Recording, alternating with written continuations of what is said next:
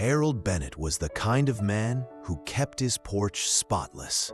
At 79, sweeping the wooden boards every morning gave him a sense of purpose, something steady after losing his wife and then, too soon, his closest friends.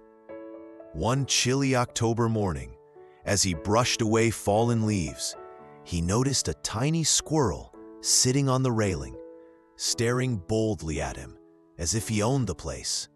Harold chuckled. "Well, aren't you a brave little rascal?" The squirrel didn't run. He just twitched his tail, confident, like he'd chosen this porch, and Harold in particular. The next day, the squirrel returned, closer this time, paws folded, eyes bright.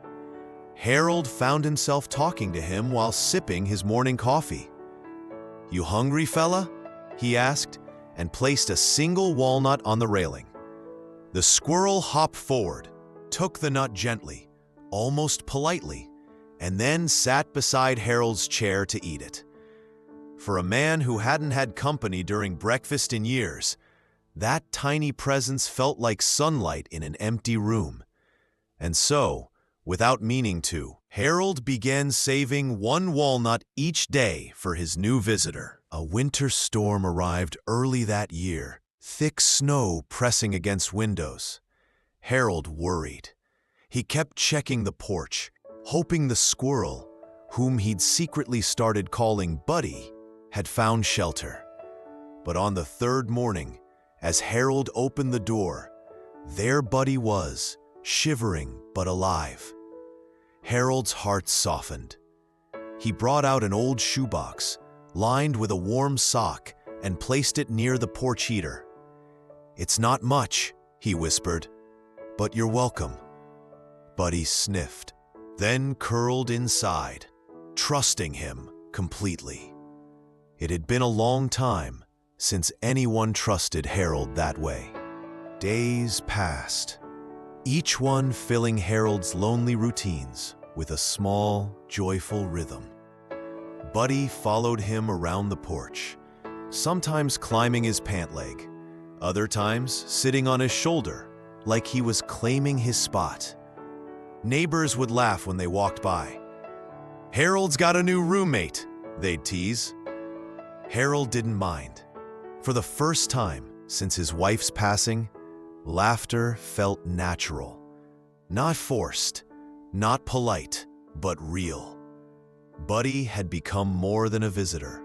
He was company, comfort, a reminder that companionship doesn't always come in the shape we expect. One morning, Buddy didn't show up.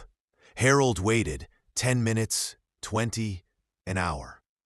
A heaviness settled on his chest he hadn't felt since the day his wife didn't wake up.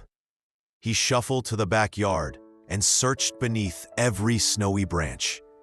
Then, near the fence, he saw him, hurt, limping, frightened. "Oh, Buddy," Harold whispered and scooped him up with trembling hands. He took him inside, warmed him, fed him water through a dropper, and sat beside him all night. He didn't care if others saw it as silly. Love, in any form, was worth protecting. Buddy recovered slowly, and when spring returned, he was back to his mischievous, energetic self. Harold built him a tiny wooden house on the porch, complete with a miniature nameplate. That house became a symbol of healing, of unexpected friendship, of the quiet ways life pulls us back into living.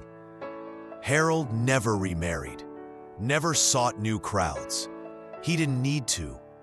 Buddy was there every morning, every coffee break, every sunset.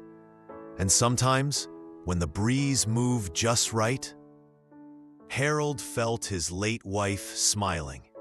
She'd always said he loved too quietly. Now, even the squirrels knew it.